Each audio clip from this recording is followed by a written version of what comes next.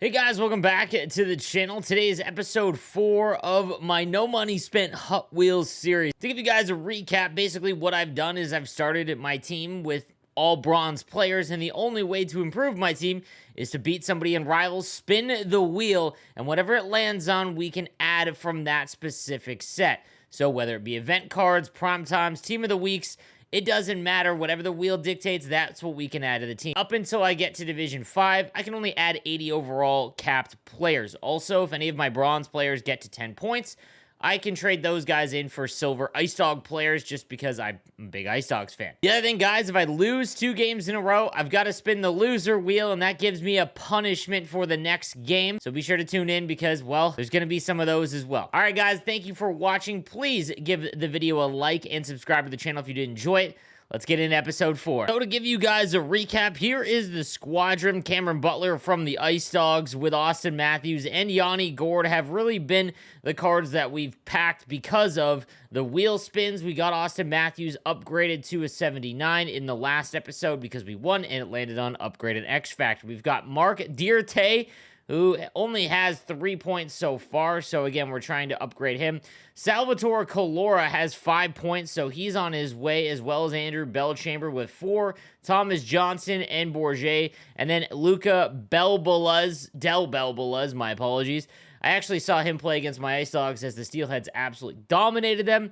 So they're doing very well in real life. Then I've got Ollison as well as Bowen Byram, 2 cards that I packed again because of the wheel spin on my blue line. So the blue line's a little bit better than the forward core. We've also got Adam Fox back there. We haven't upgraded him yet. We're going to have to wait. And then our bronze cards round out the rest. Now, we also got our Rivals rewards, and they don't really play any impact on our team in this series, but, you know, we still have to open them, and anything that we pack, obviously, I can sell, and I'll show you guys what I'm selling things for, because this is a no money spent squad. But really, it doesn't really matter because whatever the wheel spin is on, that's what I'm going to spend my coins on. So we'll go ahead and rip my Rivals rewards. And lo and behold, in one of the mega packs, we actually luck out pretty big because we pack the base Austin Matthews.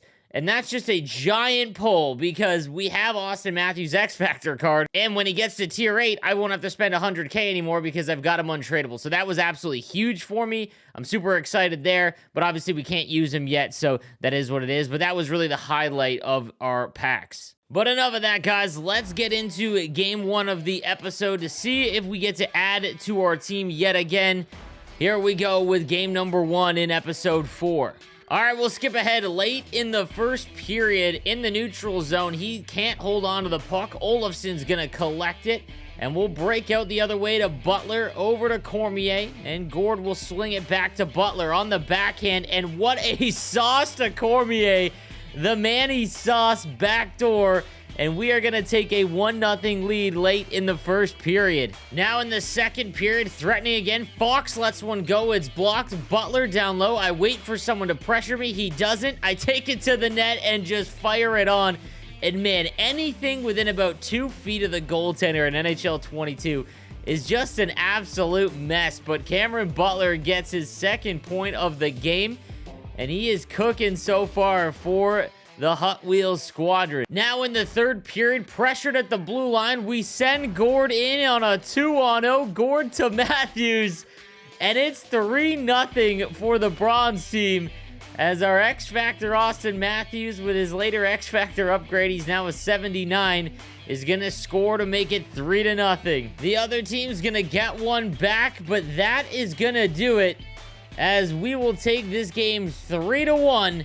And that means we will have our next spin of the wheel to see what we can add to the team. We'll take a look at his team. He's got the X Factor Huberto, Master Set Nick Suzuki, base Steven Stamkos, as well as John Carlson, Tyler Seguin, Ryan Ellis, Jeff Petrie, Nathan McKinnon's X Factor, Primetime Nylander, Goudreau, Rasmus Anderson from the Halloween event, Austin Matthews, Panarin, Heiskanen, Marcel Dion, Anton Lundell, and the new 86 Alex Turcotte along with Adam Fox. So a very good team. Happy with the result. And let's go spin that wheel. Okay, and as this series evolves, we're going to add some things to it as we go along to iron it out for future years of NHL.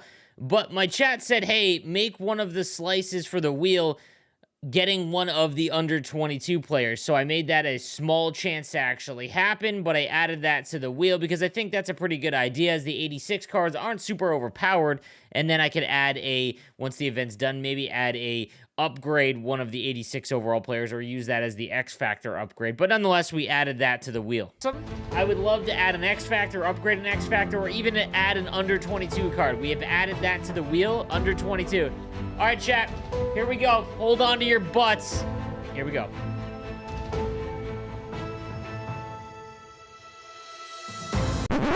Okay, silver reroll. All right. Well, that's tough, but it's still an upgrade to the squadron. So, all right, let's take a look. Team. Here we go, boys. Here we go. Come on, dude. Come on. All right, TJ Henzik. Not it. Not ideal. Yikes.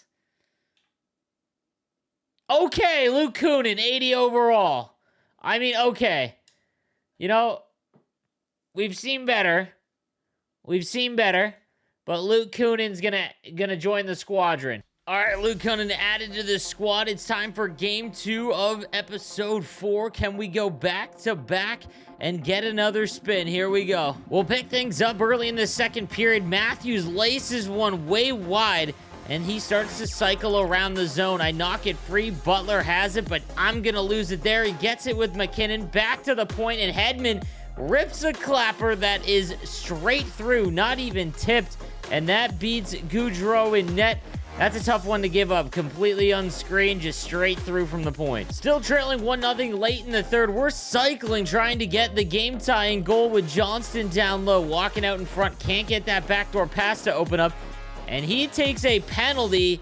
We are going to go to the power play with 5 minutes left in the game. So on the power play, Matthews down low, walks out, gets it to Gord. Big save there. Gord with it, goes back door to Dirte, and he can't get it to go. Dirte to Gord, and he scores, finally.